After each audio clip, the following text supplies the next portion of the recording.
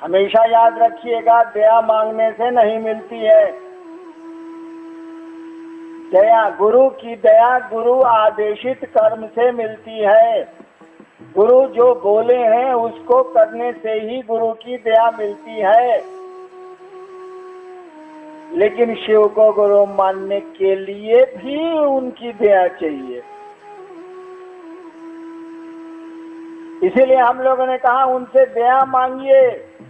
उससे ज्यादा दया की जरूरत तो आपको पड़ेगी ही पड़ेगी। जब शिव को गुरु आपने मान लिया, तब गुरु आदेशित कर्म करिए, लोगों को समझाइए, लोगों को शिव शिष्य बनाइए। और फिर कहा कि कभी कभार प्रणामों कर लीजिए, क्या कि प्रणाम हम लोग करते उड़ते किसी को नहीं। आज तक महादेव को प्रणाम कोई आदमी किया है इसमें से हमको बताएगा? हम नहीं किया है, बात साफ। सोचिए तो, हम लोग आज तक महादेव को प्रणाम किए? हम कह रहे हैं हम नहीं किया। अरे हम लोग सामान को प्रणाम करते हैं, शिव को कहाँ करते हैं? बेटा चाहिए, सरकार गोड़ लगते हैं, जल चढ़ाते हैं, बेलपत्र चढ़ाते हैं, सावन आया कामर लेके जाते हैं। तो बेटा के लिए ना प्रणाम हो रहा है, रोग से हटने के लिए ना प्रणाम हो रहा है, इज्जत और पैसा के लिए ना प्रणाम हो रहा है। ये महादेव को प्रणाम कहाँ हो रहा है भाई साहब? किसी को प्रणाम कर रहे हैं कि 5,000 रुपया इससे लेना है, तो आदमिया को प्रणाम कर रहे हैं कि 5,000 रुपया को प्रणाम कर रहे हैं भाई साहब? प्रणाम प्रणाम है, उसमें लेने जैसा कहाँ कुछ है भाई साहब? क्या ऐसा प्रणाम आपने किया कभी शिव को कि सरकार प्रणाम करते हैं आपको? और महादेव अगर पूछे कि रे साला तुम काहे हमको प्रणाम करता है, तो बोलिए कि सरकार प्रणाम करने का मौन किया इसीलिए प्रणाम करते। तब ये हुआ प्रणाम। और ऐसे प्रणाम का वापसी होता है आशीर्वाद से, जान लीजिएगा। सामान से इसकी वापसी नहीं होती है। ऐसा प्रणाम जो मात्र प्रणाम के लिए किया गया हो, ऐसा नमन जो मात्र मन को उसके सामने झुकाने के लिए किया गया हो, इस प्रणाम और इस नमन का नतीजा मालूम है? इसका एक ही नतीजा होता है, केवल एक नतीजा होता है। प्रणाम कर जिसको किया गया है वो आपको आशीर्वाद देगा ही देगा। ऐसा प्रणाम हम लोग कहाँ करें? ऐसा प्रणाम हम लोगों से होगा भी नहीं। इसीलिए नहीं होगा कि हम लोग धरती के आदमी हैं साला। धरती हम लोगों को अच्छी लगती है, इसी के लिए हम लोग महादेव भगवती के पास जाते हैं। उनके लिए तो उनके पास जाते ही नहीं।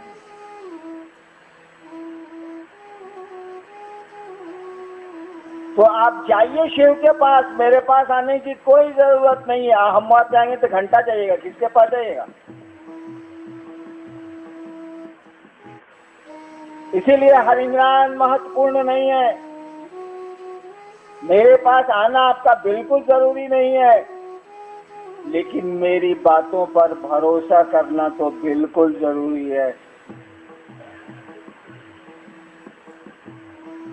जो मैं बोल गया हूँ, जो मैं बोलता हूँ, जो मैंने खुद लिखा है, उन बातों को अगर छोड़ेंगे आप तो शिव का पता गुम हो जाएगा, शिव का पता आपको नहीं मिलेगा। और याद रखिएगा, मिलना शरीर का नहीं होता है, मिलना देह का नहीं होता है, मिलना तो मन का होता है। मन मिलता है किसी से, शरीर नहीं मिलता। पति पत्नी एक साथ एक बिस्तर पर रहते हैं और तलाक के मुकदमे होते हैं। दो भाई एक रूम में रहते हैं और जमीन के झगड़े होते हैं। शरीर तो एक साथ रहता है, कहाँ मिला भाई? मन मिलता है। अपने मन को मेरे मन की ख्वाहिशों से जोड़ लीजिए, लेकिन जोड़ के वहां खड़े मत रहिए, शिव की ओर चलिए, आगे बढ़िए। मैं जो कह रहा हूं चलिए, मुझको पकड़ के बैठिएगा तो ठहर जाइएगा, मुझको छोड़ के चलिएगा तो गुमराह हो जाएंगे। तो मुझसे मिलना जरूरी नहीं है, लेकिन जो मैं बोल रहा हूं उस पर भरोसा करना और भरोसा करके उस पर चलना जरूरी है। मिलना जरूरी है मात्र महादेव से, मिलना जरूरी है उस शिव से, लेकिन वहां भी ये शरीर नहीं मिलेगा, वहां भी इन आंखों से उस शिव के दर्शन नहीं होंगे। आपका मन ही दर्शन पाएगा, आपका मन ही उनसे मिल सकता है। शरीर नहीं मिलता है, शरीर का क्या भरोसा, आज है कल नहीं होगा। तो जो गुरु भाई कहते हैं कि हईना अंज से मिलना जरूरी है, एकदम गलत बात है। मुझसे मिलना बिल्कुल जरूरी नहीं है, लेकिन मेरी बातों पर भरोसा करके चलना जरूरी है, अन्यथा शिव शिष्यता में आपको चलने में दिक्कत होगी।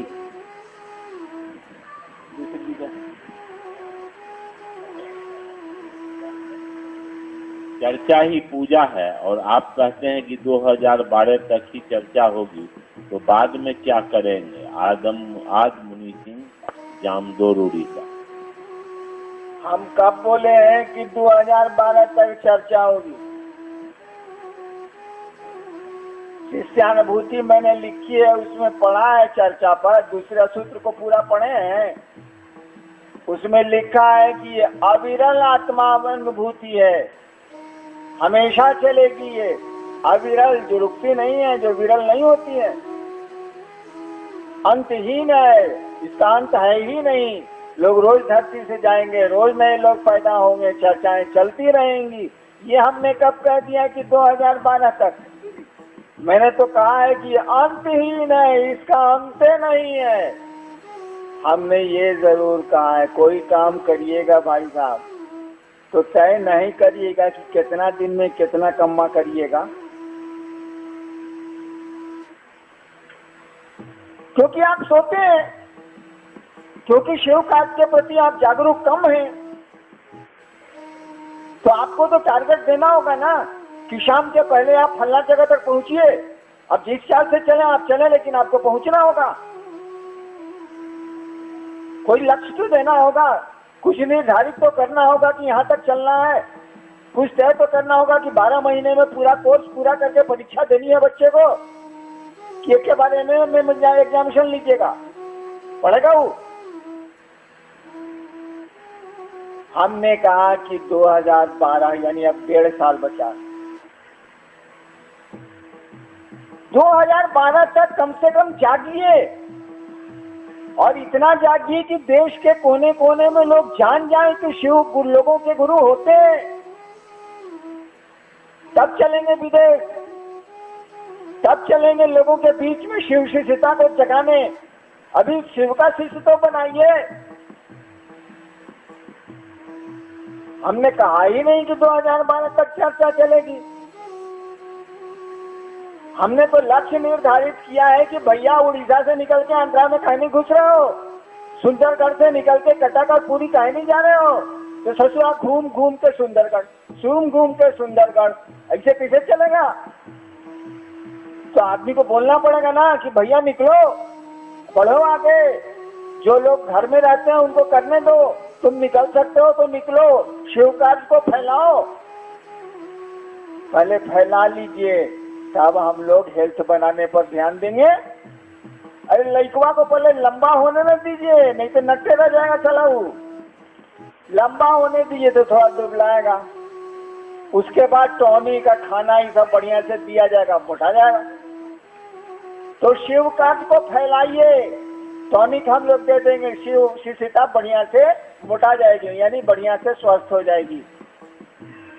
हमने ऐसा कहा ही नहीं। तो हम पागल हैं क्या? हमारा माथा खराब है?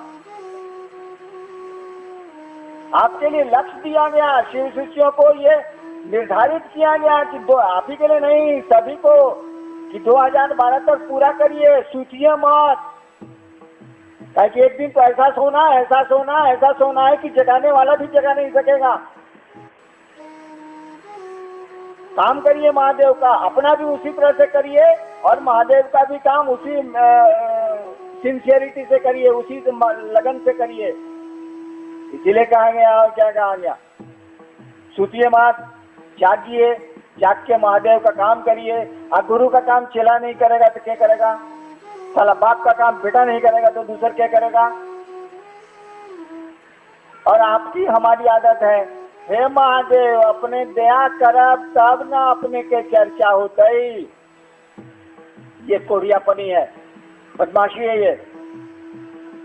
आप किस काम के लिए महादेव से दया मांगते हैं? और सब काम गिनाए हम, भागने के लिए महादेव से दया मांगते हैं एगो देवाशीष जी को छोड़ के, इसीलिए कि उनको आगे नहीं होता है तो जाके लेटरिन में महादेव से कहते हैं कि सरकार दया करिए, कम से कम कुछ तो निकले नीचे से।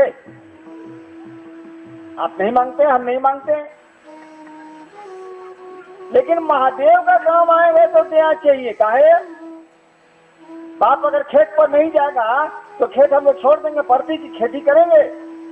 महादेव दया नहीं करेंगे तो महादेव का काम बंद हो जाएगा। चला हम लोग इतना काम करते हैं, महादेव का काम नहीं कर सकते हैं, खत्म है काम। हम लोग मामूली काम करते हैं, मामूली चीजें आदमी ने इस धरती पर बनाई है। क्या नहीं आदमी ने बना लिया? महादेव के काम के लिए उनकी दया चाहिए। नहीं, जहाज बनाने के लिए, ये बनाने के लिए, वो बनाने के लिए बना लेंगे हम, करेंगे हम, खोज करेंगे हम, कोशिश करेंगे हम। अब महादेव के काम के लिए महादेव की दया चाहिए। क्यों? काहे करेगा वो दया? आप शिष्य नहीं है क्या?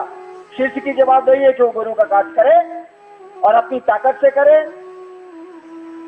अभी चर्चा में सुन रहा था, बाहर बैठा हुआ था कि शिव की शक्तियां महादेव का काम करती हैं। बिल्कुल सही कहा गया। हम आप क्या है इसको बताइए ना। शिव की शक्तियां ही महादेव का काम करती हैं, बिल्कुल सही है। हम आप क्या है? उनकी शक्ति नहीं है तो मुर्दा है, उन्हीं की न शक्ति है भाई साहब। हम वह शक्ति निकल जाती है तो लोग कहता है मर गया। हम सभी उनकी शक्ति है, काम हमको ही करना है। हमने शिव को गुरु माना है तो दूसरा कोई क्यों करेगा?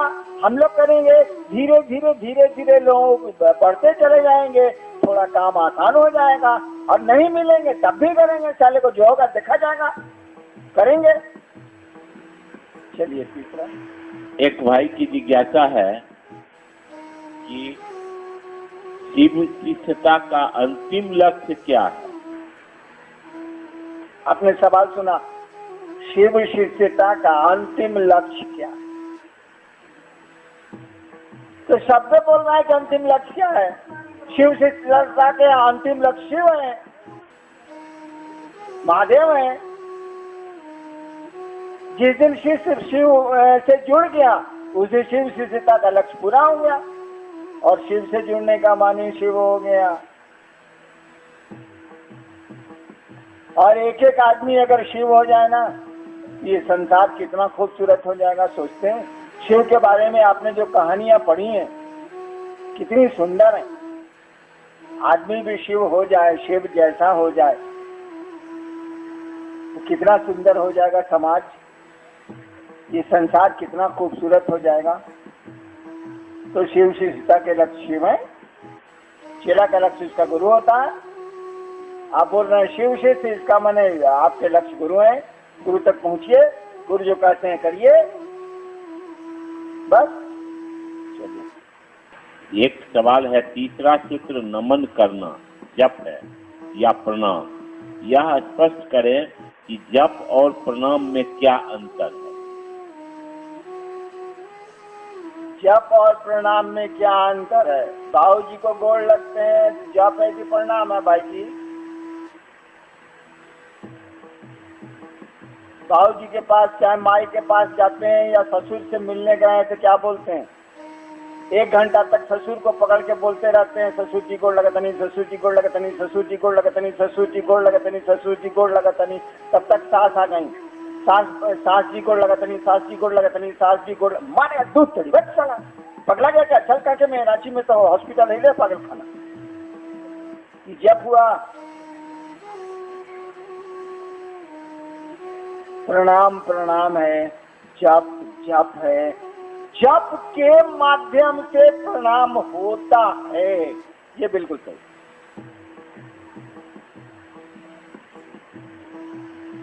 आप किसी भी तरह से स्टेशन जा सकते हैं। कहिएगा कि टेम्पो से स्टेशन जाना जरूरी है क्या, कि स्टेशन जाना जरूरी है? कोई कहेगा स्टेशन जाना जरूरी है, टेम्पो से जाइए, रिक्शा से जाइए, साइकिल से जाइए, गाड़ी से जाइए। तो प्रणाम करने की विधा है जप। लेकिन जप हमने काहे नहीं लिखा उसमें? संकल्प है हम उसमें नहीं लिखा है कि जप करिए, 3 सूत्र में नहीं है। काहे नहीं लिखा? सारा होपे नहीं करेगा तो हम काहे लिखें? हो ही नहीं सकता हमसे आपसे, तो मैं लिखूं क्यों? क्यों नहीं हो सकता है? अरे जप करने के लिए कोई गुरु होगा जो मंत्र बताएगा।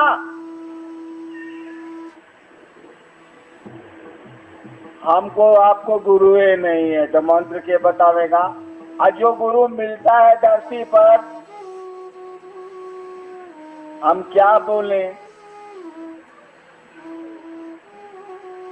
उसके मंत्रों का जप किया जाए तो हमारी आपकी क्या स्थिति होती है? नजर घुमा के दुनिया की ओर देख लीजिए। क्योंकि जप का सिद्धांत है कि तुम्हारी ताकत, गुरु की ताकत और मंत्र की ताकत, तीनों ताकत मिलेगी एक साथ, तब जाके जप होगा। तो जप करने की ताकत हम लोग को है। कौन सी के लिए? सरकार 8 साल ब्याह के हो गया है, अभी तक हमको एको बाल बच्चा नहीं है, जप कर रहे। उस देवता के लिए तो जप हो नहीं रहा, तो आपकी शक्ति तो काम नहीं कर रही है, बहुत कम कर रही है, हल्का कर रही है। गुरु आपको मिले तब ना। चलिए आपको गुरु मिल गए शिव, उन्होंने बताया नमः शिवाय। यदि बताया नहीं है, यदि नमः शिवाय, तो नमः शिवाय का जो भी देवता हो, शिव ही है, जो भी देवता हो, तीनों ताकत मिलेगी तब जाके जप सफलीभूत होगा, सार्थक होगा। तो पहले गुरु से मिल लीजिएगा तब न जप। अभी तो गुरु से मिलने का उपाय हम बता रहे हैं कि नमः शिवाय से प्रणाम करिए।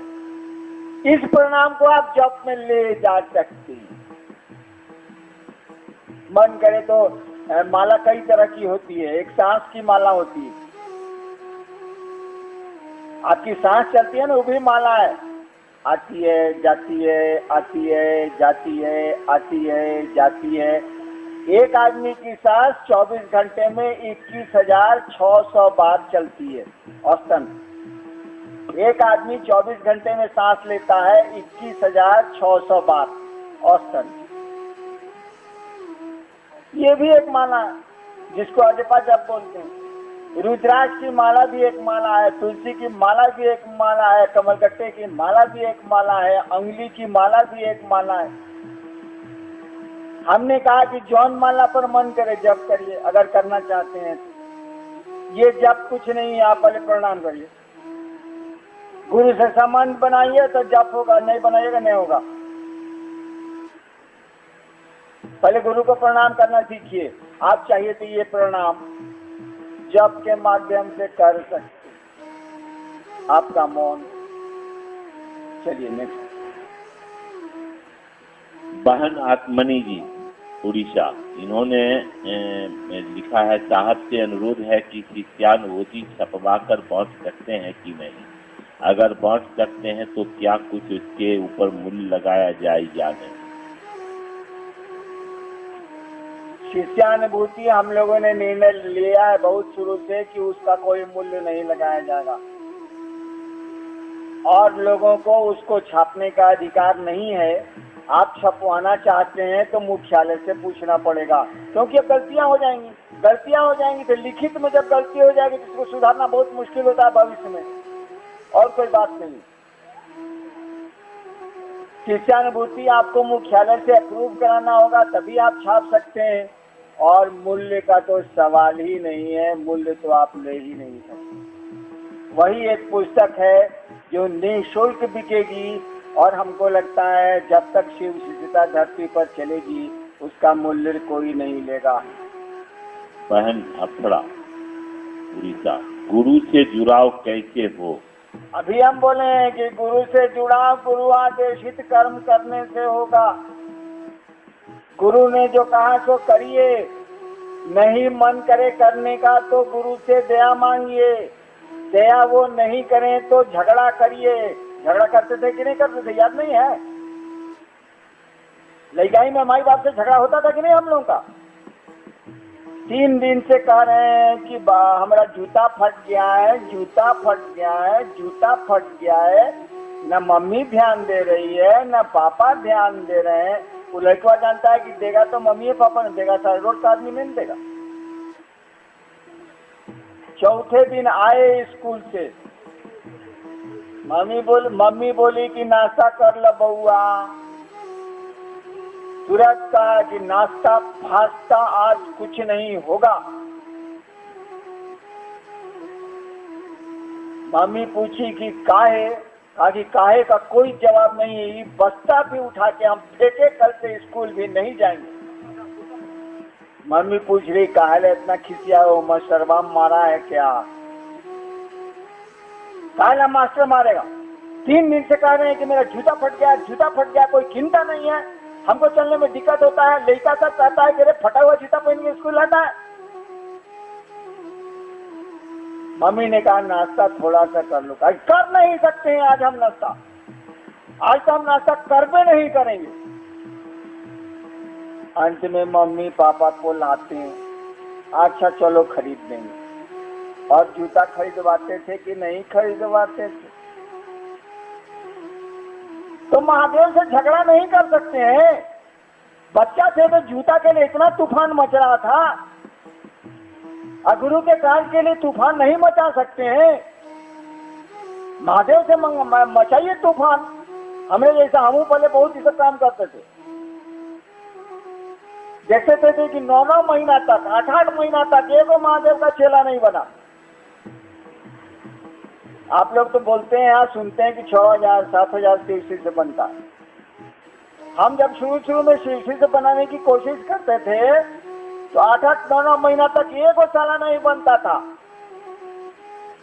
और भी समाज में हम मजिस्ट्रेट थे भाई साहब, हम महादेव का ताकत अलगे था हमको, तबो नहीं बनता था। कितना चमत्कार करते थे तबो नहीं बनता था।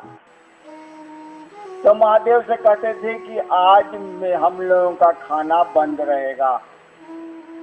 नीलम को हम लोग कहते थे कि आज खाना बंद रहेगा, अन्नू मोनू लवली का खाना बनेगा और किसी का खाना नहीं बनेगा। एक दिन नहीं खाए, दूसरे दिन नहीं खाए, सतुआ पी के रहते थे हम, 5-6 दिन सतुआ पी के रह जाते हैं। दूसरे दिन नहीं खाए, आपको नहीं पता है। अगर शिव के लिए आप रो सकते हैं भाई साहब, तो आपके लिए वो कलेजा फाड़ के दे सकता है। हम आप रोते नहीं हैं, हम लोग अपने लिए शिव के पास रोते हैं। और महादेव ने मुझसे खुद कहा है, जिद नहीं करो, खाना खाओ। और खाना हम लोग खाते थे। आपको नहीं कहते हैं कि खाना छोड़िए, लेकिन ये तो कह सकते हैं कि हम एक भी महादेव का चेला हमसे नहीं बन रहा है, आपको 5 दिन तक हम प्रणाम नहीं करेंगे, प्रणाम करवे नहीं करेंगे। आपको हद करते हैं आप, अपने काम के लिए भी दया नहीं कर सकते हैं तो हमारे काम के लिए कपार करिएगा आप। जो आदमी अपने काम के लिए दया नहीं कर सकता वो हमारे काम के लिए कपार करेगा। जब गुरु का आदेश है तो अपने काम के लिए भी तो दया करें, उनसे लड़ ही नहीं सकते। क्यों? इसीलिए कि शिव कार्य करने का मनवा करेगा तब न लड़िए, जुतवा का फिकिर होगा तब न मम्मी पापा से लड़िए, बस्ता फटेगा चिंता में आइएगा तब न मम्मी पापा से लड़िए। आपको हमको चिंता ही नहीं है कि गुरु कार्य करना है। चिंता करिए, उस महादेव से लड़िए। लड़ने में बड़ा मजा है, और लड़ के देखिए, लगेगा कि उससे प्यारा तो संसार में कोई नहीं है। हमने एक पंक्ति कही है, शिव जैसा कोई नहीं है, न वैसा देवता है, न वैसा गुरु है, न वैसा गृहस्थ है, सब कुछ में उसके जैसा कोई नहीं है। अगर आप शिव के लिए रो सकते हैं, हम लोग शिव के लिए नहीं रोते होते हैं। हम लोग पैसा के लिए, बेटा के लिए, धन के लिए, पति के लिए, मेहरारू के लिए, घर के लिए, इसके लिए रोते हैं। अगर आप शिव के लिए रो सकते हैं तो वो शिव आपके लिए कलेजा फाड़ के आपके सामने आ सकता है। रोना हम लोग जानते ही नहीं है। शिव के लिए क्यों रोएंगे हम? हमको पैसा बढ़िया लगता है, बेटा बेटी बढ़िया लगता है, घर बढ़िया लगता है, गाड़ी छकड़ा बढ़िया लगता है, महादेव घंटा बढ़िया लगेगा, तो क्यों रोएंगे हम? लेकिन जान लीजिए, मैं हरिनारायण आपको एक बात कह देता हूँ कि अगर आप शिव के लिए, अपने लिए नहीं, अगर आप शिव के लिए रो सकते हैं तो वह शिव आपके लिए संसार में आग लगा सकता है। लेकिन रो के तो रोने की स्थिति में तो जाइए भाई साहब, नहीं होगी ये स्थिति। उसको गुरु बनाना होगा, वो जो कहते हैं करना होगा, और बड़े गुरु भाइयों का, बड़े गुरु भाई मैंने मुख्यालय से मदद मांगनी होगी, उनसे आशीर्वाद मांगना होगा, तभी आप आगे बढ़ पाएंगे। क्योंकि रास्ता तो वही मालूम है, किसी और को मालूम नहीं। इससे ज्यादा मैं बोलूंगा नहीं, मेरी तबीयत है खराब। देखते हैं मसनद पर बैठे, हम कहीं मसनद पर बैठे। आप लोग धीरे धीरे, पहले बाहर के लोग जाएंगे, धीरे धीरे आप लोग जाएंगे।